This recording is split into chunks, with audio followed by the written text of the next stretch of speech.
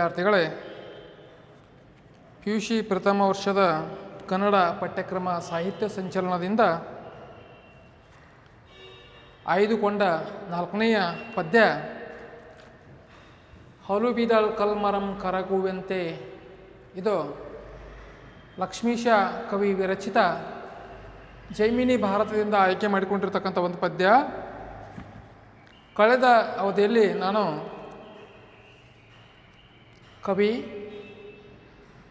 ಕೃತಿ, ಕಾವ್ಯದ ಹಿನ್ನೆಲೆ ಹಾಗೂ ಮೊದಲನೆಯ ಪದ್ಯಗಳ ಬಗ್ಗೆ ನಿಮಗೆ ವಿಷಯವನ್ನು ವಿವರಿಸಿದ್ದೇನೆ.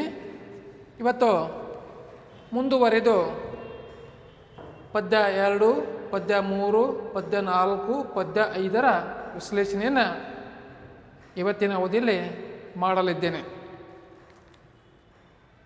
ಈ ಪದ್ಯಗಳಿಗೆ ನಾವು ಹೋಗುವಕ್ಕಿಂತ ಮೊದಲು ಕಳೆದ ಅವಧಿಯಲ್ಲಿ ನಾವು ಏನು ವಿಚಾರಗಳನ್ನು ಚರ್ಚೆ ಮಾಡಿದ್ದೇವೆ ಅನ್ನೋದನ್ನು ನೋಡ್ತಾ ನಾವು ಇವತ್ತಿನ ಪದ್ಯವನ್ನು ಮುಂದುವರಿಸೋಣ. ಲಕ್ಷ್ಮೀಶ ಕವಿಯ ಜೈಮಿನಿ ಭಾರತ ಅಂದರೆ ಮಹಾಭಾರತದ ಕತೆ. ಇಲ್ಲಿ ಉಲ್ಲೇಖವಾಗಿರ್ತಕ್ಕಂಥ ಕತೆ ಮಹಾಭಾರತ ಕುರುಕ್ಷೇತ್ರದ ಯುದ್ಧಾನಂತರ ಏನು ನಡೀತದಲ್ಲ ಘಟನೆಗಳು, ಕೌರವ ಮತ್ತು ಪಾಂಡವರ ವಂಶದಲ್ಲಿ, ಅದನ್ನು ಕುರಿತಾಗಿ ಹೇಳ್ತಕ್ಕಂಥ ಒಂದು ಕೃತಿ ಯಾವುದು ಅಂದರೆ ಜೈಮಿನಿ ಭಾರತ. ಜೈ ಮಿನಿ ಭಾರತ ಅಂದರೆ ಜಯದ ನಂತರದ ಮಿನಿ ಭಾರತ ಅಂದರೆ ಮುಂದೆ ಏನಾಯಿತು, ಮಹಾಭಾರತ ಕುರುಕ್ಷೇತ್ರ ಯುದ್ಧದಲ್ಲಿ ಪಾಂಡವರು ಗೆಲ್ತಾರೆ, ಗೆದ್ದ ನಂತರ ಸೋತಿರ್ತಕ್ಕಂಥ ಪಾಂಡವರ ವಂಶ ನಿರ್ನಾಮ ಆಗ್ತದ, ತದನಂತರ ಪಾಂಡವರು ರಾಜ್ಯಭಾರವನ್ನು ಮಾಡ್ತಾ ಸಾಮ್ರಾಜ್ಯ ಸುಖವನ್ನು ಅನುಭವಿಸ್ತಾ ಬದುಕಿದ್ರ ಅಂತಕ್ಕಂಥ ಕೆಲವೊಂದು ವಿಚಾರಗಳಿಗೆ ಇಲ್ಲೇನಾಗ್ತದೆ, ಜೈಮಿನಿ ಭಾರತದಲ್ಲಿ ಉತ್ತರ ಸಿಗ್ತದೆ. ಅಲ್ಲಿ ಜನಮೇಜಯ ಮಹಾರಾಜನಿಗೆ ಜೈಮಿನಿ ಮುನಿಗಳು ಏನು ಮಾಡ್ತಾ ಇದ್ದಾರೆ, ಮಹಾಭಾರತದ ಕಥೆಯನ್ನು ಹೇಳ್ತಾ ಇರುವಾಗ ಪ್ರಾಸಂಗಿಕವಾಗಿ ತಂದೆ ಮಕ್ಕಳಿಗೆ ಯುದ್ಧ ನಡೀತಕ್ಕಂಥ ಒಂದು ಪ್ರಸಂಗ ರಾಮಾಯಣದಲ್ಲಿಯೂ ನಡೀತದ. ಆ ಒಂದು ಪ್ರಸಂಗವನ್ನು ಇಲ್ಲಿ ಲಕ್ಷ್ಮೀಶ ಕವಿ ಏನು ಮಾಡ್ತಾ ಇದ್ದಾರೆ, ಜನಮೇಜಯ ಮಹಾರಾಜನಿಗೆ ಹೇಳ್ತಾರಲ್ಲ, ಆ ಕಥೆಯ ವಿವರವೇ ಹಲುಬಿದಳ್ ಕಲ್ಮರಂ ಕರಗುವಂತೆ.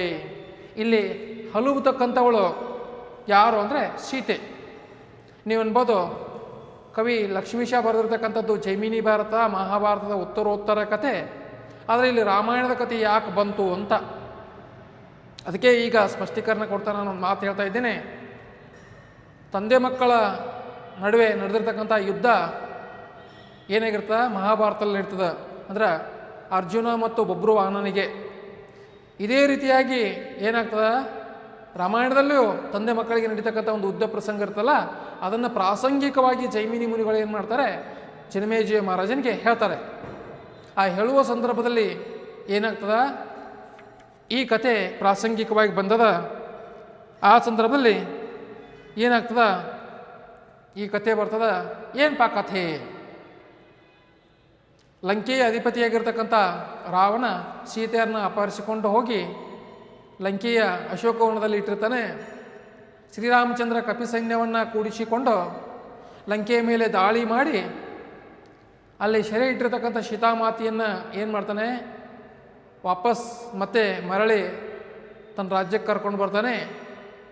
ಆಕೆಯನ್ನು ಸ್ವೀಕರಿಸುವಕ್ಕಿಂತ ಮೊದಲು ಏನಾಗ್ತದ, ಅಗ್ನಿ ಪರೀಕ್ಷೆಗೆ ಒಡ್ಡಿ ಆಕೆಯನ್ನು ಸ್ವೀಕರಿಸುತ್ತಾನೆ. ತದನಂತರ ರಾಜ್ಯಭಾರವನ್ನು ನಡೆಸ್ತಾ ಹಲವು ದಿನಗಳ ಕಳೆದ ನಂತರ ತನ್ನ ರಾಜ್ಯಭಾರದ ಬಗ್ಗೆ ಜನ ಏನು ಮಾತನಾಡಿಕೊಳ್ತಾ ಇದ್ದಾರೆ ಅನ್ನೋದನ್ನು ತಿಳ್ಕೊಳ್ಳಿಕ್ಕೆ ತನ್ನ ರಾಜ್ಯದ ಉದ್ದಗಲಕ್ಕೂ ಗೂಢಚಾರರನ್ನು ನೇಮಿಸಿ ಕಳಿಸ್ಕೊಡ್ತಾನೆ. ಹಿಂಗೆ ಕಳಿಸಿರ್ತಕ್ಕಂಥ ಎಲ್ಲ ಗೂಢಚಾರರು ಬಂದು ಶ್ರೀರಾಮಚಂದ್ರನಿಗೆ ತನ್ನ ರಾಜ್ಯಭಾರದ ಬಗ್ಗೆ ಅಥವಾ ತನ್ನ ಬಗ್ಗೆ ಏನು ಮಾತನಾಡ್ತಾ ಇದ್ದಾರೆ ಅನ್ನೋದನ್ನೆಲ್ಲ ಒಂದು ರಿಪೋರ್ಟನ್ನು ಒಪ್ಪಿಸ್ತಾ ಇರುವಾಗ ಒಬ್ಬ ಗೂಢಚಾರ ಮಾತ್ರ ಏನು ಮಾಡ್ತಾನೆ, ಸ್ವಲ್ಪ ಹೇಳುವಾಗ ಏನೋ ಸ್ವಲ್ಪ ಕನವರಿಸದಂತೆ ಮಾಡಿದಾಗ ಶ್ರೀರಾಮಚಂದ್ರ ಆ ಗೂಢಚಾರನ ಪ್ರಶ್ನೆ ಮಾಡ್ತಾನೆ, ಅಭಯ ಕೊಡ್ತಾನೆ, ನಿನಗೇನು ಮಾಡೋದಿಲ್ಲ, ನಿನಗೆ ಯಾವುದೇ ರೀತಿಯ ತೊಂದರೆ ಆಗೋದಿಲ್ಲ, ಏನು ನಡೀತು ಅನ್ನೋದನ್ನು ಹೇಳು ಅಂತ ತಿಳ್ಕೊಂಡು ಹೇಳಿದಾಗ ಅಯೋಧ್ಯಾಪುರದಲ್ಲಿ ಒಬ್ಬ ಅಗಸ ಆತನ ಹೆಂಡತಿ ಏನು ಮಾಡ್ತಾಳೆ, ಪತಿಯ ಜೊತೆಗೆ ಜಗಳವಾಡಿ ತವರು ಮನೆಗೆ ಹೋಗಿರ್ತಾಳೆ. ತವರು ಮನೆಯವರು ತಿಳಿ ಹೇಳಿ ಬುದ್ಧಿ ಹೇಳಿ ಆಕೆಯನ್ನು ಕರ್ಕೊಂಡು ಬಂದು ಗಂಡನ ಮನೆಗೆ ಬಿಟ್ಟು ಹೋಗುತ್ತಿರುವಾಗ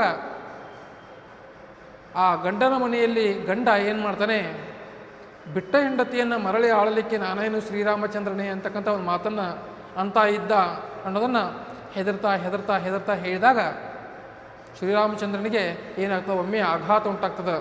ಯಾಕಂದರೆ ನಾನು ಇಷ್ಟೊಂದು ಸ್ವಚ್ಛವಾಗಿ ಆಡಳಿತವನ್ನು ನಡೆಸ್ತಾ ಇದ್ರೂ ಸಹಿತ ಜನ ನನ್ನ ಬಗ್ಗೆ, ನನ್ನ ಧರ್ಮಪತ್ನಿಯಾಗಿರ್ತಕ್ಕಂಥ ಸೀತೆಯ ಬಗ್ಗೆ, ಆಕೆ ಪತಿವ್ರತ ಧರ್ಮದ ಬಗ್ಗೆ ಶಂಕೆಯನ್ನು ವ್ಯಕ್ತಪಡಿಸ್ತಾ ಇದ್ದಾರಲ್ಲ, ಅದಕ್ಕೆ ಆ ಜನರಿಂದ ತಿರಸ್ಕೃತನಾಗಿ ನಾನು ಬದುಕೋದು, ರಾಜ್ಯಭಾರ ಮಾಡೋದು ಒಳ್ಳೆಯದಲ್ಲ.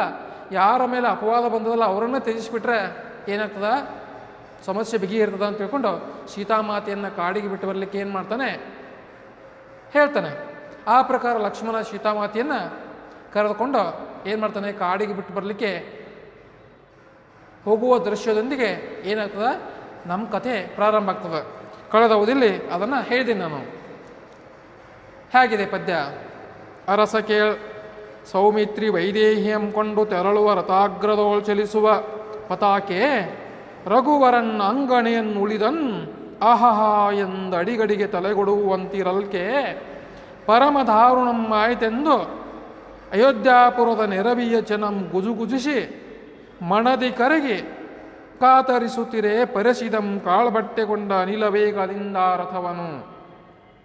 ಅಂದರೆ ಜನಮೇಜಯ ಮಹಾರಾಜನಿಗೆ ಜೈಮೀನು ಮುನಿಗಳು ಹೇಳ್ತಾರೆ, ಅರಸ ಕೇಳ್ ವೈದೇಹಿಯಂ ಕೊಂಡು, ವೈದೇಹಿ ಅಂದರೆ ಸೀತೆ, ಸೀತೆಯನ್ನು ಕರೆದುಕೊಂಡು ಲಕ್ಷ್ಮಣ ಕಾಡಿಗೆ ಬಿಟ್ಟು ಬರಲಿಕ್ಕೆ ಹೊಂಟಿದ್ದಾನೆ. ಬಟ್ ನೈಜವಾಗಿ ಸೀತಾಮಾತೆಗೆ ಏನು ಹೇಳಿದಾರಂದ್ರೆ, ಋಷಾಶ್ರಮಗಳಿಗೆ ಭೇಟಿ ಕೊಟ್ಟು ಬರೋದದ, ಗರ್ಭಿಣಿಯಾಗಿರ್ತಕ್ಕಂಥ ನಿನ್ನ ಬಯಕೆಯನ್ನು ಪತಿ ಶ್ರೀರಾಮಚಂದ್ರ ಪೂರೈಸ್ತಾ ಇದ್ದಾನೆ ಅಂತ ತಿಳ್ಕೊಂಡು ಸುಳ್ಳು ಹೇಳಿ ಆಕೆಯನ್ನು ಕರ್ಕೊಂಡು ಹೋಗ್ತಾ ಇದ್ದಾರೆ. ಆದರೆ ಅಯೋಧ್ಯಾಪುರದಲ್ಲಿರ್ತಕ್ಕಂಥ ಜನರಿಗೆ ಆ ವಿಚಾರ ಗೊತ್ತಾಗ್ಯದ. ಆವಾಗ ಆ ಜನ ಎಲ್ಲ ಗುಂಪು ಕೂಡಿ ಏನು ಮಾಡಕತ್ತಾರೆ, ಶ್ರೀರಾಮಚಂದ್ರನ ಈ ಅಧರ್ಮದ ಕಾರ್ಯಕ್ಕೆ, ಯಾಕಂದ್ರೆ ಒಂದು ರೀತಿ ಧರ್ಮನೇ, ಯಾಕಂದ್ರೆ ತುಂಬು ಗರ್ಭಿಣಿಯಾಗಿರ್ತಕ್ಕಂಥ 9 ತಿಂಗಳು ಗರ್ಭಿಣಿಯಾಗಿರ್ತಕ್ಕಂಥ ಸೀತಾಮಾತೆಯನ್ನು ಕಾಡಿಗಟ್ಟಿ ಬರೋದು ಅಷ್ಟು ಸರಳವಾಗಿರ್ತಕ್ಕಂಥ ವಿಚಾರ ಅಲ್ಲ. ಅದು ಯಾರು ದೇವಲೋಕದ ಕಪಿಲೆಯಾಗಿರ್ತಕ್ಕಂಥವಳು ಸೀತಾಮಾತೆ, ಅಂಥವಳನ್ನು ಬಿಟ್ಟು ಬರೋದನ್ನು ಆ ಜನ ಒಪ್ಕೊಳ್ಳೋದಿಲ್ಲ. ಆ ಸಂದರ್ಭದಲ್ಲಿ ಏನಾಗ್ತದ, ಆ ಲಕ್ಷ್ಮಣ ಸೀತಾಮಾತೆಯನ್ನು ಕರ್ಕೊಂಡು ಹೋಗ್ತಕ್ಕಂಥ ಸಂದರ್ಭದಲ್ಲಿ ಆ ರಥದ ಮೇಲ್ಭಾಗದಲ್ಲಿರ್ತಕ್ಕಂಥ ಧ್ವಜ ಏನು ಮಾಡ್ತದ, ಗಾಳಿಗೆ ಅಲ್ಲಾಡ್ತದ. ಅಲ್ಲಾಡ್ತಕ್ಕಂಥ ಧ್ವಜವನ್ನು ಕುರಿತು ಕವಿ ಉಪಮೆ ಕೊಡ್ತಾನೆ, ಹೋಲಿಕೆ ಮಾಡ್ತಾನೆ. ಏನಪ್ಪಾ ಅಂದ್ರೆ, ರಘುವರನ್ ಅಂಗನೆಯನ್ ಉಳಿದನ್ ಆಹಹ ಎಂದ್ ಅಡಿಗಡಿಗೆ ತೊಲೆಗೊಡುವಂತಿರಲ್ಕೆ. ರಘುವರ ಅಂಗಣೆಯನ್ನುಳಿದ, ಅಂಗಣೆ ಅಂದರೆ ಸೀತೆಯನ್ನು, ಉಳಿದ ಅಂದರೆ ಬಿಟ್ಟ, ಅಯ್ಯೋ ಎಂದು ಅಡಿಗಡಿಗೆ ತಲೆಗೊಡುವಂತಿರಲ್ಕೆ ಪರಮ ದಾರುಣಂ ಆಯ್ತೆಂದು, ಬಹಳ ಕೆಟ್ಟದಾಯಿತು ಅಂತ ತಿಳ್ಕೊಂಡು ಅಯೋಧ್ಯಾಪುರದ ನೆರವಿಯ ಜನಂ ಅಂದರೆ ಅಯೋಧ್ಯ ಪಟ್ಟಣದಲ್ಲಿ ಸೇರಿರ್ತಕ್ಕಂಥ ಜನ ಎಲ್ಲ ಗುಜುಗುಜಿಸಿ ಅಂದ್ರೆ ಮನಸ್ಸಿನಲ್ಲಿಯೇ ಮಾತನಾಡ್ತಾ ಮನದಿ ಕರಗಿ ಕಾತರಿಸುತ್ತೀರೆ, ಮನಸ್ಸಿನಲ್ಲಿಯೇ ಏನು ಮಾಡ್ತಾರೆ, ದುಃಖಿಸ್ತಾ ಕಾತರಿಸುತ್ತೀರೆ, ಸೀತೆಯನ್ನು ನೋಡಲಿಕ್ಕೆ ಕಾತರದಿಂದ ಕಾಯ್ತಾ ಇರುವಾಗ ಪರಸಿದಂ ರಥವನ್ನು ಮುನ್ನಡೆಸಿದ. ಹೆಂಗಂದ್ರೆ ಕಾಳ್ಬಟ್ಟೆಗೊಂಡ ಅನಿಲ ವೇಗದಿಂದ ರಥವನು, ಕಾಳ್ಬಟ್ಟೆಯೋಳ್ ಅಂದರೆ ಕಾಡಿನ ದಾರಿಯಲ್ಲಿ ವಾಯುವೇಗದಲ್ಲಿ ಲಕ್ಷ್ಮಣ ಏನು ಮಾಡ್ತಾನೆ, ರಥವನ್ನು ಚಲಾಯಿಸಿಕೊಂಡು ಹೋಗ್ತಾನೆ. ಇಷ್ಟು ನಾನು ಹೇಳಿದ್ದೇನೆ. ಅದರ ಮುಂದುವರೆದಂಥ ಭಾಗವನ್ನು ನಾವೇನು ಮಾಡೋಣ, ಇವತ್ತಿನ ಅಧ್ಯಯನದಲ್ಲಿ ನೋಡ್ತಾ ಹೋಗೋಣ. ಇಳಿದು ರಥದಿಂದ ಮಂದಾಕಿನಿಗೆ ಪೊಡಮಟ್ಟು ಬಳಿಕ ನಾವಿಕರೊಡನೆ ನಾವದೋಳ್ ಗಂಗೆಯಂ ಕಳೆದು ನಿರ್ಮಲ ತೀರ್ಥದೋಳ್ ಮಿಂದು ಸೌಮಿತ್ರಿ ಮತ್ತೆ ಭೂಜಾತೆ ಸಹಿತ ಒಳಗೊಳಗೆ ಮರುಗಿ ಬಿಸುಸುಯ್ದು ಚಿಂತಿಸುವ ಮುಂದಳೆದ ಉಗ್ರ ಮೃಗ ಪಕ್ಷಿ ಗಣದಿಂದ ಗೂರ್ಮಿಸುವ ಹಳುವಮಂ ಪೊಕ್ಕಣ್ ಅಡಿಯಿಡುವೋಡ ಅಸದಳಮೆಂಬ ಕರ್ಕಶದ ಮಾರ್ಗದಿಂದ. ಅಂದರೆ ಹೀಗೆ ಕಾಡಿನ ದಾರಿಯಲ್ಲಿ, ಕತ್ತಲೆ ದಾರಿಯಲ್ಲಿ ರಥವನ್ನು ಚಲಾಯಿಸಿಕೊಂಡು ಹೋಗಿರ್ತಕ್ಕಂಥ ಲಕ್ಷ್ಮಣ ಏನಾಗ್ತದ, ಕಾಡಿನಲ್ಲಿ ರಥವನ್ನು ಚಲಾಯಿಸಿ ಗಂಗಾ ನದಿ ತಟಕ್ಕೆ ಬರ್ತಾನೆ, ಗಂಗಾ ನದಿಯ ದಡಕ್ಕೆ ಬರ್ತಾನೆ. ಆ ದಡದೊಳಗೆ ಇಳಿದು ರಥದಿಂದ ಅಂದರೆ ರಥದಿಂದ ಕೆಳಗೆ ಇಳಿದು ಮಂದಾಕಿನಿಗೆ ಪೊಡಮಟ್ಟ, ಗಂಗಾ ನದಿಗೆ ಇರ್ತಕ್ಕಂಥ ಇನ್ನೊಂದು ಹೆಸರು ಮಂದಾಕಿನಿ. ಅಂದರೆ ಗಂಗಾ ನದಿಗೆ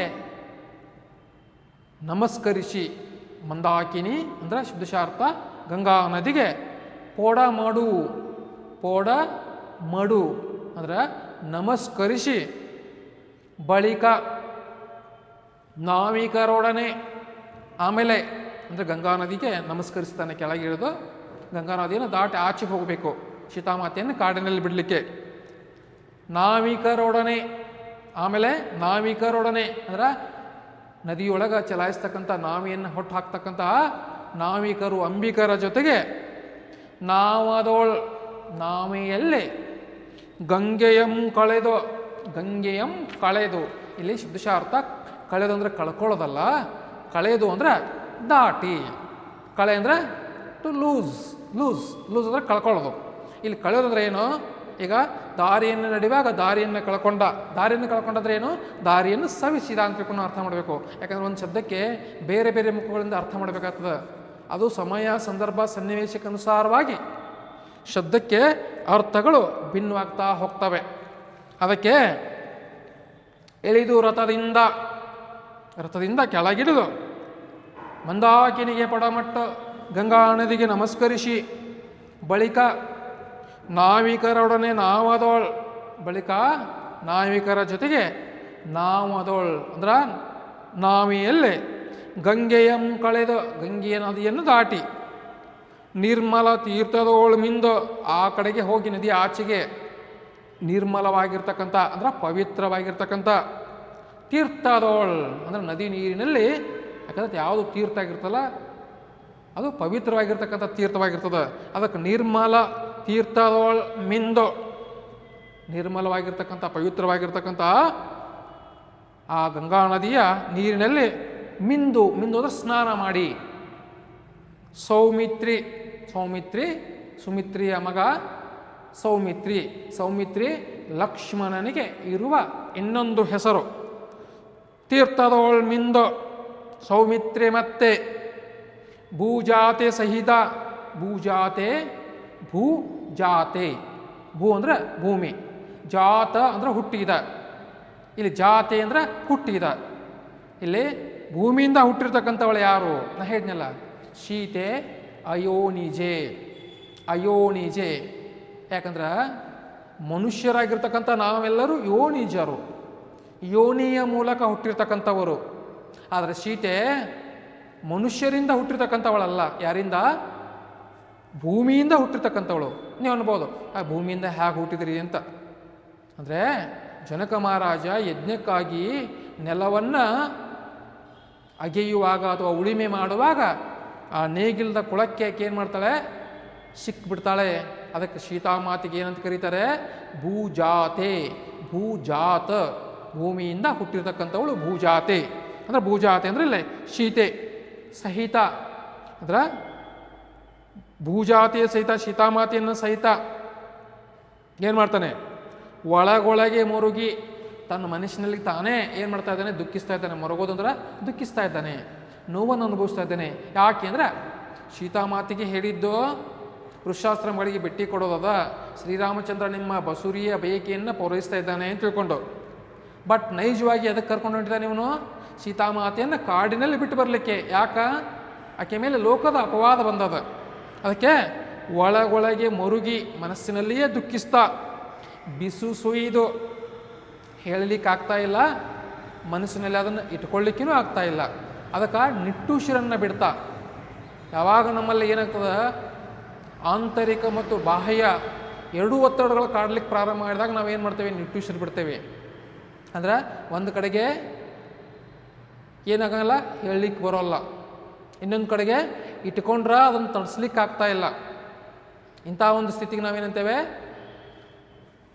ಆಂತರಿಕ ಕೈದಾಟ. ಅದಕ್ಕೆ ನಿಟ್ಟುಸಿರನ್ನು ಬಿಡ್ತಾ ಅಂದರೆ ಏನು ಮಾಡಬೇಕು, ಹಿಂಗಂದ್ರೆ ಹಿಂಗೆ. ನಾವು ಹಳ್ಳ್ಯಾಗ ಒಂದು ಗಾದೆ ಮಾತು ಹೇಳ್ತೀವಲ್ಲ, ಇತ್ತ ಧರಿ ಅತ್ತ ಪುಲಿ. ಇತ್ತ ಧರಿ ಅಂದರೆ ಈ ಕಡೆಗೆ ಆಳವಾದಂಥ ಪಾತಾಳ ತಗ್ಗು, ಈ ಕಡೆಗೆ ಹುಲಿ ಅಂದರೆ ಈ ಕಡೆ ಬಿದ್ದರೆ ಪಾತಾಳಕದಾಗ ಹೋಗಿ ಬೀಳ್ತೇವೆ, ಈ ಕಡೆಗೆ ಹೋದ್ರೆ ಹುಲಿ ಬಾಯಾಗ ಹೋಗ್ತೇವೆ. ಅಂದ್ರೆ ನೋಡಿ ಇಕ್ಕಟ್ಟಿನ ಸ್ಥಿತಿ, ದ್ವಂದ್ವ ಸ್ಥಿತಿ. ಯಾಕಂದರೆ ನಾವು ನಡೀತಕ್ಕಂಥದ್ದು ಒಂದು ತಂತಿಯ ಮಾರ್ಗ. ಹಂಗೆ ಏನಾಗ್ತದ, ಇಳಿದು ರಥದಿಂದ ಮಂದಾಕಿನಿಗೆ ಪೊಡಮಟ್ಟು ಬಳಿಕ ನಾವಿಕರೊಡನೆ ನಾವದೊಳು ಗಂಗೆಯಂ ಕಳೆದು ನಿರ್ಮಲ ತೀರ್ಥದೊಳು ಮಿಂದು ಸೌಮಿತ್ರೆ ಮತ್ತೆ ಭೂಜಾತಿ ಸಹಿತ ಒಳಗೊಳಗೆ ಮರುಗಿ ಬಿಸುಸುಯ್ದು ನಿಟ್ಟುಸಿರನ್ನ ಬಿಟ್ಟು ಚಿಂತಿಸುವ, ಚಿಂತೆ ಮಾಡ್ತಾ ಮುಂದಳೆದ, ಮುಂದೆ ತಳೆದ, ಮುಂದಳೆದ ಅಂದರೆ ಮುಂದೆ ಬರ್ತಕ್ಕಂಥ ಉಗ್ರ, ಉಗ್ರ ಅಂದರೆ ಭಯಂಕರವಾಗಿರ್ತಕ್ಕಂಥ ಮೃಗ ಪಕ್ಷಿ ಗಣದಿಂದ, ಪಕ್ಷಿಗಳ ಗಣದಿಂದ, ಗಣ ಅಂದರೆ ಸಮೂಹ ಅಂದರೆ ಮುಂದೆ ಬರ್ತಕ್ಕಂಥ ಏನು ಭಯಂಕರವಾಗಿರ್ತಕ್ಕಂಥ ಅಂದರೆ ಕ್ರೂರ ಪ್ರಾಣಿಗಳು ಅಂದರೆ ಹುಲಿ, ಸಿಂಹ, ಚಿರತೆ, ಆಮೇಲೆ ಕರಡಿ ಇಂಥವುಗಳು. ಮುಂದಳೆದ ಉಗ್ರ ಮೃಗ ಪಕ್ಷಿಗಳು ಗಣದಿಂದ ಘೂರ್ಮಿಸುವ, ಘೂರ್ಮಿಸುವ ಅಂದರೆ ಗರ್ಜಿಸುವ. ಹಳುವಮಂ ಪೊಕ್ಕೋ, ಹಳುವಮಂ ಪೊಕ್ಕೋ ಅಂದ್ರೆ ಹಳುವ ಅಂದರೆ ಕಾಡಿನ ದಾರಿಯನ್ನು ಪ್ರವೇಶಿಸಿ, ಪೊಕ್ಕನ್ ಅಂದರೆ ದಾರಿಯನ್ನು ಪ್ರವೇಶಿಸಿದ. ಹೆಂಗೆ ಅಡೀಡುವೋಡ ಅಸದಳಮೆಂಬ ಕರ್ಕಶದ ಮಾರ್ಗದಿಂದ. ಪೊಕ್ಕನ್ ಅಂದರೆ ಪ್ರವೇಶಿಸಿದ, ಅಡಿ ಇಡುವೋಡ ಅಂದರೆ ಅಡಿ ಇಡುವೋಡ ಅಂದರೆ ಹೆಜ್ಜೆ ಇಡಲಿಕ್ಕೆ ಅಸದಳಮೆಂಬ, ಅಸದಳಮೆಂಬ ಅಸಾಧ್ಯವೆಂಬ ಕರ್ಕಶದ ಮಾರ್ಗದಿಂದ. ಕರ್ಕಶ ಅಂದರೆ ಕಠಿಣವಾಗಿರ್ತಕ್ಕಂಥ ದಾರಿಯಿಂದ. ಒಟ್ಟಾರೆ ಇಲ್ಲಿ ಅರ್ಥ ಏನಾಗ್ತದೆ ಅನ್ನೋದನ್ನು ನಾನು ಮತ್ತೊಂದು ಸಲ ನಿಮಗೆ ವಿದ್ಯಾರ್ಥಿಗಳು ಹೇಳ್ತೇನೆ. ದಾರಿಯಲ್ಲಿ ಗಂಗಾ ನದಿಯನ್ನು ಏನು ಮಾಡ್ತಾನೆ, ಗಂಗಾ ನದಿ ತಟದವರೆಗೆ ಬರ್ತಾನೆ. ಗಂಗಾ ನದಿಗೆ ಬಂದು ಏನು ಮಾಡ್ತಾನೆ, ರಥದಿಂದ ಕೆಳಗಿಳಿದು ಗಂಗಾ ನದಿಗೆ ನಮಸ್ಕರಿಸಿ, ಆಮೇಲೆ ಲಕ್ಷ್ಮಣ ಹಾಗೂ ಸೀತೆ ಇಬ್ಬರು ದೋಣಿಯಲ್ಲಿ ಕುಳಿತು ನಾವಿಕರೊಡನೆ ಗಂಗಾ ನದಿಯನ್ನು ದಾಟಿ ನಿರ್ಮಲವಾಗಿರ್ತಕ್ಕಂಥ ಪಾವನ ತೀರ್ಥದಲ್ಲಿ ಮಿಲ್ತಾರೆ ಅಂದರೆ ಸ್ನಾನ ಮಾಡಿದ ನಂತರ ಲಕ್ಷ್ಮಣ ಮನದಲ್ಲಿಯೇ ಏನು ಮಾಡ್ತಾನೆ, ದುಃಖಿಸುತ್ತಾ ನಿಟ್ಟುಸಿರಿಡುತ್ತಾ ಹೇಳ್ತಾನೆ, ಏನು ಅನಿವಾರ್ಯವಾಗಿ ಏನು ಮಾಡ್ತಾನೆ, ಮುಂದಕ್ಕೆ ಹೆಜ್ಜೆ ಇಡ್ತಾನೆ. ಮುಂದಕ್ಕೆ ಹೆಜ್ಜೆ ಇಟ್ಟಾಗ ಹೆಜ್ಜೆ ಹೆಜ್ಜೆಗೂ ಕಡಿದಾದ ಕಠಿಣವಾದ ಮಾರ್ಗದಲ್ಲಿ ಕಾಡಿನ ಮೃಗ ಪಕ್ಷಿಗಳ ಗರ್ಜನೆಗಳಿಂದ ಕೂಡಿದ ಭೀಕರವಾದ ಕಾಡಿನೊಳಗೆ ಏನು ಮಾಡಿದ, ನಡೀತಾನೆ. ಈ ಪದ್ಯದೊಳಗೆ ಕೆಲವೊಂದು ಡಿಫಿಕಲ್ಟ್ ವರ್ಡ್ ಬರ್ತವೆ, ಕಠಿಣ ಶಬ್ದಗಳು. ಆ ಶಬ್ದಗಳನ್ನು ಹೇಳ್ತೇನೆ. ಮಂದಾಕಿನಿ, ಗಂಗಾ ನದಿ, ಪೊಡಮಡು ನಮಸ್ಕರಿಸು, ನಾವೇ ದೋಣಿ, ಗೂರ್ಮಿಸು ಗರ್ಜಿಸು, ಹಳು ಕಾಡು, ಕರ್ಕಶ ಮಾರ್ಗ, ಕಠಿಣ ದಾರಿ. ಇಷ್ಟು ಇಲ್ಲಿ ಬರ್ತಕ್ಕಂಥ ಅರ್ಥ. ಅಂದ್ರೆ ಸೀತಾಮಾತೆಯನ್ನು ಬಿಟ್ಟು ಬರಲಿಕ್ಕೆ ಅವನು ಏನು ಮಾಡ್ತಾನೆ, ಹೋಗ್ತಾ ಇರುವಾಗ ದಾರಿಯಲ್ಲಿ ಕಾಡಿನೊಳಗೆ ಬರ್ತಕ್ಕಂಥ ಆ ಗಂಗಾ ನದಿಯನ್ನು ದಾಟಲಾರದೆ ಅಲ್ಲಿ ರಥದಿಂದ ಕೆಳಗಿಳಿದು ಗಂಗಾ ನದಿಗೆ ನಮಸ್ಕರಿಸಿ ನಾವಿಕರ ಜೊತೆಗೆ ನಾವೆಯಲ್ಲಿ ಗಂಗಾ ನದಿಯನ್ನು ಸೀತೆ ಸಹಿತ ಲಕ್ಷ್ಮಣ ದಾಟಿ ಆ ಕಡೆಗೆ ಹೋದ ನಂತರ ನಿರ್ಮಲವಾಗಿರ್ತಕ್ಕಂಥ ಆ ನದಿ ನೀರಿನೊಳಗೆ ಸ್ನಾನ ಮಾಡಿ ಏನು ಮಾಡ್ತಾನೆ, ಚಿಂತಿಸ್ತಾನೆ. ಯಾಕಂದ್ರೆ ಮುಂದೆ ಬರ್ತಕ್ಕಂಥ ಕಠಿಣವಾಗಿರ್ತಕ್ಕಂಥ ಕಾಡಿನ ದಾರಿ, ಅಲ್ಲಿರ್ತಕ್ಕಂಥ ಉಗ್ರ ಮೃಗ ಪಕ್ಷಿ ಗಣಗಳ ಸಮೂಹ, ಅವುಗಳ ಭಯಂಕರವಾಗಿರ್ತಕ್ಕಂಥ ಗೂರ್ಮಿಸುವ ಅಂದ್ರೆ ಇಲ್ಲಿ ಗರ್ಜಿಸುವ ಆ ದಾರಿ ಒಳಗಡೆ ಏನು ಮಾಡ್ತಾನೆ, ಪ್ರವೇಶ ಮಾಡ್ತಾನೆ. ಅದು ಹೆಂಗಿತ್ತಪ್ಪ ಅಂದರೆ ಹೆಜ್ಜೆ ಕೊಡಲು ಅಸಾಧ್ಯವೆಂಬ ಕರ್ಕಶವಾದಂಥ ಮಾರ್ಗದಿಂದ ಅಲ್ಲಿ ಪ್ರವೇಶ ಪಡಿತಾನೆ. ಆ ಕಾಡು ಹೆಂಗದ, ಇರುಳಂತೆ ಪಗಲಂತೆ ಮಕದಂತೆ ದಿವದಂತೆ ವರ ಪಯೋನಿಧಿಯಂತೆ ಕೈಲಾಸಗಿರಿಯಂತೆ ನಿರುತ ಮಂ ಸೋಮಾರ್ಕಶಿಖಿ ಸಹಸ್ರಾಕ್ಷ ಹರಿನುತ ಶಿವವಾಸಮಾಗಿ ದುರದಂತೆ ಕೊಳದಂತೆ ಕಡಲಂತೆ ನಭದಂತೆ ಶರಪುಂಡರೀಕ ವಿದ್ರೂಮ ವೃಕ್ಷಮಯದೊಳ್ ಇಡಿದಿರುತ್ತಿದ್ದುದು ಆ ಮಹಾ ಆಟವೇ ಜಾನಕಿಯ ಕಣ್ಗೆ ಘೋರತರಮಾಗಿ ಮುಂದೆ ಹಂಗೆ ಕಾಣಿಸಕತ್ತದ. ಎರಡು ರೀತಿಯಾಗಿ ಕಾಣಿಸಕತ್ತದ.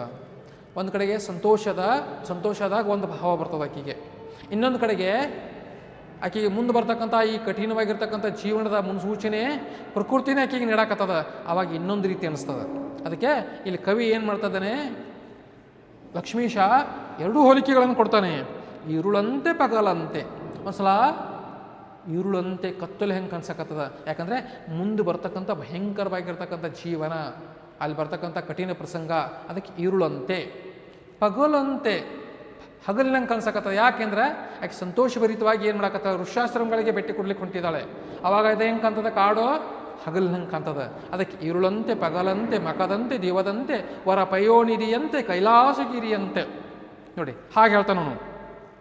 ಈರುಳಂತೆ ಪಗಲಂತೆ ಹಗಲಿನ ಹಾಗೆ ಕತ್ತಲೆಯ ಹಾಗೆ, ಮಖದಂತೆ ದೀವದಂತೆ. ಮಖದಂತೆ ಅಂದ್ರೆ ಯಜ್ಞದ ಹಾಗೆ ಕಾಣಿಸ್ತದ ಒಂದ್ಸಲ, ಇನ್ನೊಂದ್ಸಲ ದೀವದಂತೆ ಸ್ವರ್ಗದಂಗೆ ಕಾಣಿಸಕತ್ತದ. ಅಂದ್ರೆ ಒಂದು ಕಡೆ ಕಷ್ಟ, ಇನ್ನೊಂದು ಕಡೆ ಒಳ್ಳೆಯದು. ವರ ಪಯೋನಿಧಿಯಂತೆ. ಪಯೋನಿಧಿ ಅಂದ್ರೆ ಹಾಲಿನ ಸಮುದ್ರದಂತೆ, ಅಂದ್ರೆ ಹಾಲ್ಗಡಲಿನಂತೆ.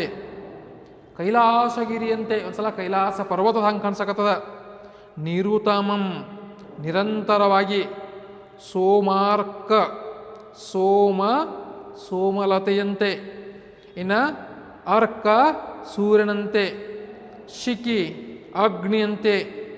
ಸಹಸಾಕ್ಷ ಇಂದ್ರನಂತೆ. ಆಮೇಲೆ ಹರಿನುತ ವಿಷ್ಣುವಿನಂತೆ. ಶಿವನ ವಾಸವಾಗಿ. ಇಲ್ಲಿ ನೋಡಿ, ಶಿಖಿ ಅಂದರೆ ಅಗ್ನಿ, ಶಿಖಿ ಅಂದರೆ ನವಿಲು, ಇನ್ನೊಂದು ಅರ್ಥ. ಹೀಗೆ ಬೇರೆ ಬೇರೆ ರೀತಿಯಾಗಿ ಕಾಣಿಸ್ತದ. ದೂರದಂತೆ. ದೂರ ಅಂದರೆ ಯುದ್ಧ. ಕೊಳದಂತೆ. ಕೊಳ ಅಂದರೆ ಸರೋವರದ ಹಾಗೆ. ಕೊಡಲಂತೆ. ಇನ್ನು ಕೆಲವು ಸಲ ಕಡಲಿನ ಹಾಗೆ. ಇನ್ನು ಕೆಲವು ಸಲ ನಭದಂತೆ, ಆಕಾಶದಂತೆ. ಶರ ಪುಂಡರೀಕ ಅಂದ್ರೆ ಹುಲಿಯ ಹಾಗೆ. ಆಮೇಲೆ ವಿದ್ರೂಮ ಅಂದ್ರೆ ಇಲ್ಲಿ ಮುಕ್ತವಾದ ಹವಳದ ದಿನ್ನೆಯಂತೆ. ವೃಕ್ಷಮಯದೋಳ್. ವೃಕ್ಷ ಅಂದ್ರೆ ಕರಡಿ, ವೃಕ್ಷ ಅಂದ್ರೆ ನಕ್ಷತ್ರ. ಇಡಿದಿರುತ್ತಿರ್ದುದ ಮಹಾಟವಿ ಜಾನಕಿಯ ಕಣ್ಣಿಗೆ ಘೋರತರಮಾಗಿ. ಅಂದ್ರೆ ಹೆಂಗೆ ಕಾಣಿಸಕತ್ತದ ಅನ್ನೋದನ್ನು ಕವಿ ಇಲ್ಲಿ ಏನು ಮಾಡ್ತಾನೆ, ಹೇಳ್ತಾನೆ ನೋಡಿ. ಹಾಗೆಂದ್ರೆ ಶಬ್ದ ಹೇಳ್ತಾನೆ ನಾನು. ರಾತ್ರಿಯಂತೆ. ರಾತ್ರಿ ಅಂದರೆ ഇരുಳಂತೆ. ಪಗಲಂತೆ. ಪಗಲಂತೆ ಅಂದ್ರೆ ಹಗಲಿನಂತೆ. ಮುಂದುವರೆದು ಮಖದಂತೆ ಅಂದರೆ ಯಜ್ಞಗಳಿಂದ ಕೂಡಿದ ಸ್ವರ್ಗದಂತೆ. ಇನ್ನೊಂದು ರೀತಿ ಒಳಗೆ ವರ ಪಯೋನಿಧಿಯಂತೆ ಅಂದ್ರೆ ಹವಳಗಳಿಂದ ಕೂಡಿದ ಹಾಲಿನ ಸಮುದ್ರದಂತೆ. ಇನ್ನೊಂದು ಸಲ ಕೈಲಾಸ ಪರ್ವತದಂತೆ. ಕೈಲಾಸದ ಪರ್ವತದ ಹಾಗೆ. ಯಾವಾಗಲೂ ಚಂದ್ರ, ಸೂರ್ಯ, ಅಗ್ನಿ, ಇಂದ್ರ, ವಿಷ್ಣು, ಶಿವ ಇವರುಗಳ ನಿವಾಸ ಸ್ಥಾನವಾಗಿ. ಇನ್ನು ಕೆಲವು ಸಲ ಯುದ್ಧ ಭೂಮಿಯಂತೆ, ಸರೋವರದಂತೆ, ಸಮುದ್ರದಂತೆ, ಆಕಾಶದಂತೆ, ಹುಲ್ಲುಗಾವಲಿನಿಂದ ಕೂಡಿದ, ವೃಕ್ಷಗಳಿಂದ ಕೂಡಿದ, ಹುಲಿ ಕರಡಿಗಳಿಂದ ಕೂಡಿರುವ ಆ ಮಹಾರಣ್ಯವು ಸೀತೆಯ ಕಣ್ಣಿಗೆ ಘೋರವಾಗಿ ಕಾಣುತ್ತಿದೆ. ಸೀತಾಮಾತೆಯ ಕಣ್ಣಿಗೆ ಘೋರವಾಗಿ ಕಾಣಿಸಕತ್ತದ. ಅಂದ್ರೆ ದಟ್ಟವಾಗಿರ್ತಕ್ಕಂಥ ಅರಣ್ಯ ಸತತವಾಗಿ ಏನು ಮಾಡತ್ತದ, ಸೋಮಲತೆ, ಎಕ್ಕೆ ಗಿಡಗಳು, ನವಿಲು, ಸಿಂಹಗಳು, ಮುಳ್ಳಿನ ಗಿಡಗಂಟೆಗಳಿಂದ ಕೂಡಿತ್ತು. ಬಾಣಗಳಂತೆ ಹರಿತವಾದ ಹುಲ್ಲುಗಳಿಂದ ಕೂಡಿ ರಣಾಂಗಣದಂತೆ ಇತ್ತು. ಕಮಲಗಳಿಂದ ಕೂಡಿದ ಸರೋವರದಂತೆ ಹುಲಿಗಳ ಆವಾಸ ಸ್ಥಾನವೂ ಆಗಿತ್ತು. ಹವಳಗಳಿರುವ ತುಂಬಿರುವ ಸಮುದ್ರದಂತೆ ದಟ್ಟವಾದ ವೃಕ್ಷಗಳಿಂದ ತುಂಬುತ್ತಾ ನಕ್ಷತ್ರಗಳು ತುಂಬಿ ಹೋದ ಆಕಾಶದಂತೆಯೂ ಕರಡಿಗಳ ಸಮೂಹದಿಂದ ಕೂಡಿದ ಈ ಅರಣ್ಯವು ಸೀತೆಯ ಕಣ್ಣಿಗೆ ಘೋರವಾಗಿ ತೋರಿತು. ಅಂದರೆ ಎರಡು ರೀತಿ ಕಾಣಾಗ್ತದೆ. ಆಗಲೇ ಹೇಳಿದ್ನಲ್ಲ, ಒಂದ್ಸಲ ಅದು ಈರುಳಿನ ಹಂಗೆ ಕಂಡ್ರೆ ಒಂದ್ಸಲ ಹಗಲಿನಂಗೆ ಕಾಣಕತ್ತದ. ಯಾಕೆ ಈರುಳಿನಾಗ ಅಂದ್ರೆ ಮುಂದೆ ಬರ್ತಕ್ಕಂಥ ಭಯಂಕರವಾಗಿರ್ತಕ್ಕಂಥ ಆಕೆಯ ಬದುಕು, ಅಲ್ಲಿರ್ತಕ್ಕಂಥ ಒಂದು ಪರಿಸ್ಥಿತಿ. ಇನ್ನು ಪಗಲಂತೆ ಅಂದರೆ ಸಂತೋಷಭರಿತವಾದಾಗ ವೃಕ್ಷಾಶ್ರಮಗಳನ್ನು ನೋಡ್ತೇನಲ್ಲ ಅದು ಹಗಲಿನಂಗೆ ಕಾಣಕತ್ತದ. ಹಾಗೆ ಅಂದರೆ ಇಲ್ಲಿ ನಾನು ಶಬ್ದಶಾರ್ಥಗಳನ್ನು ಹೇಳ್ತೇನೆ ನೋಡಿ. ಮಖ ಅಂದರೆ ಯಜ್ಞ, ದೀವ ಅಂದರೆ ಸ್ವರ್ಗ, ಪಯೋನಿಧಿ ಅಂದರೆ ಹಾಲ್ಗಡಲು, ನಿರುತ ಅಂದರೆ ನಿರಂತರ ಸತತ, ಸೋಮ ಸೋಮ ಅಂದರೆ ಸೋಮಲತೆ ಒಂದರ್ಥ. ಇನ್ನೊಂದರ್ಥ ಸೋಮ ಅಂದರೆ ಚಂದ್ರ. ಇನ್ನು ಅರ್ಕ ಅರ್ಕ ಅಂದ್ರೆ ಒಂದರ್ಥ ಸೂರ್ಯ, ಇನ್ನೊಂದರ್ಥ ಅರ್ಕ ಅಂದರೆ ಎಕ್ಕೆ ಗಿಡ. ಇನ್ನು ಶಿಖಿ ಅಂದ್ರೆ ಒಂದು ರೀತಿ ಅಗ್ನಿ, ಇನ್ನೊಂದರ್ಥ ನವಿಲು. ಆಮೇಲೆ ಸಹಸ್ರಾಕ್ಷ ಅಂದ್ರೆ ಇಂದ್ರ, ಇನ್ನೊಂದರ್ಥ ನವಿಲು. ಹರಿ ವಿಷ್ಣು, ಹರಿ ಶಿವ, ಶಿವ ಶಂಕರ, ಇನ್ನೊಂದರ್ಥ ಮುಳ್ಳು. ಧುರ ಯುದ್ಧ, ನಭ ಆಕಾಶ, ಶರ ಹುಲ್ಲು, ಇನ್ನೊಂದರ್ಥ ಬಾಣ. ಪುಂಡರೀಕ ಒಂದರ್ಥ ಹುಲಿ, ಇನ್ನೊಂದರ್ಥ ಕಮಲ. ವಿದ್ರೂಮ ವಿದ್ರೂಮ ಒಂದರ್ಥ ಮರ, ಇನ್ನೊಂದರ್ಥ ಹವಳ. ವೃಕ್ಷ ಅಂದರೆ ಒಂದರ್ಥ ಕರಡಿ, ಇನ್ನೊಂದರ್ಥ ನಕ್ಷತ್ರ.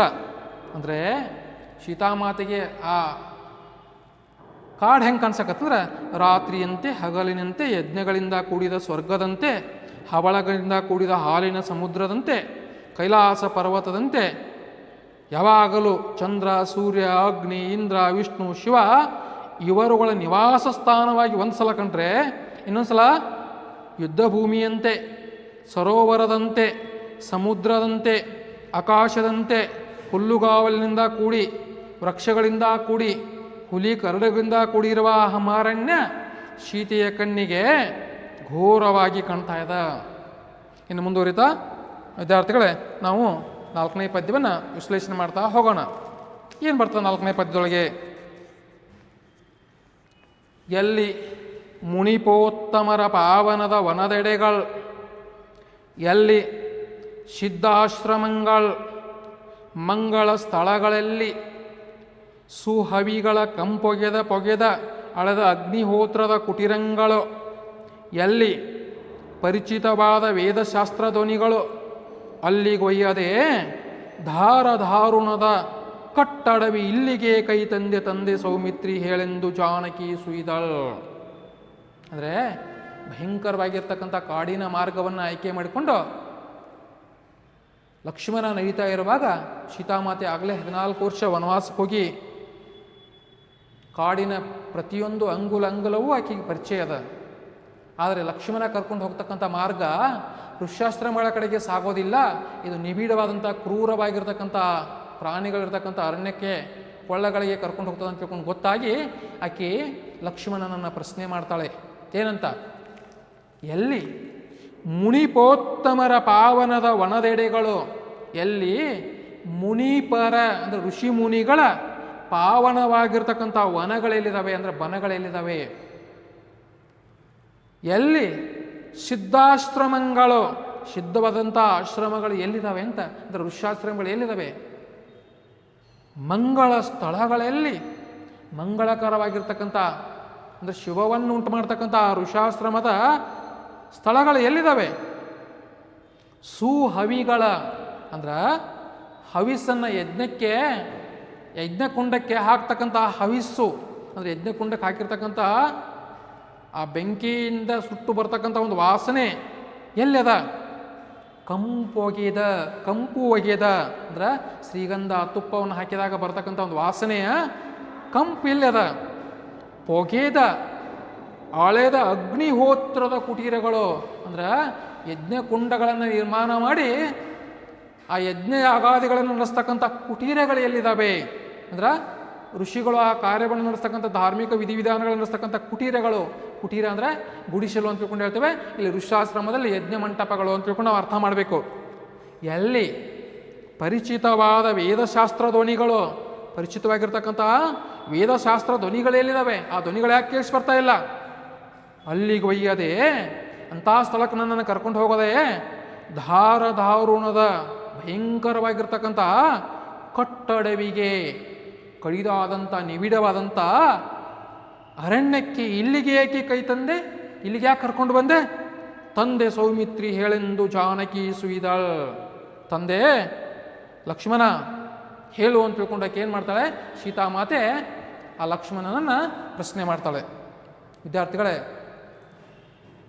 ಇನ್ನಷ್ಟು ವಿಚಾರಗಳನ್ನು ನಾನು ಹೇಳಬೇಕಾಗಿತ್ತು, ಆದರೆ ಸಮಯದ ಅಭಾವದ ಕಾರಣಕ್ಕೆ ನಾನು 2, 3 ಮತ್ತು 4ನೇ ಪದ್ಯಗಳನ್ನು ಮಾತ್ರ ಹೇಳಿದ್ದೇನೆ. ಮುಂದಿನ ಅವಧಿಗಳಲ್ಲಿ ನಾವು ಇನ್ನಷ್ಟು ವಿಚಾರಗಳನ್ನು ಚರ್ಚೆ ಮಾಡೋಣ. ಈ ಸಂದರ್ಭದಲ್ಲಿ ಹೇಳ್ತಾ ನಾನು ಇವತ್ತಿನ ಈ ಒಂದು ವರ್ಗಕ್ಕೆ ಇಲ್ಲಿ ವಿರಾಮ ಕೋರೋಕ್ಕಿಂತ ಮೊದಲು ನಾನೇನು ಮಾಡ್ತೇನೆ, ಈ 4ನೇ ಪದ್ಯದ ಕೆಲವೊಂದು ಶಬ್ದಗಳನ್ನು ಬಗ್ಗೆ ಹೇಳ್ತೇನೆ ನಾನು. ಸುಹವಿ ಅಂದರೆ ಹವಿಸ್ಸು. ಹವಿಸ್ಸು ಅಂದರೆ ಯಜ್ಞಕ್ಕೆ ಅರ್ಪಿಸ್ತಕ್ಕಂಥ ಒಂದು ಇದನ್ನು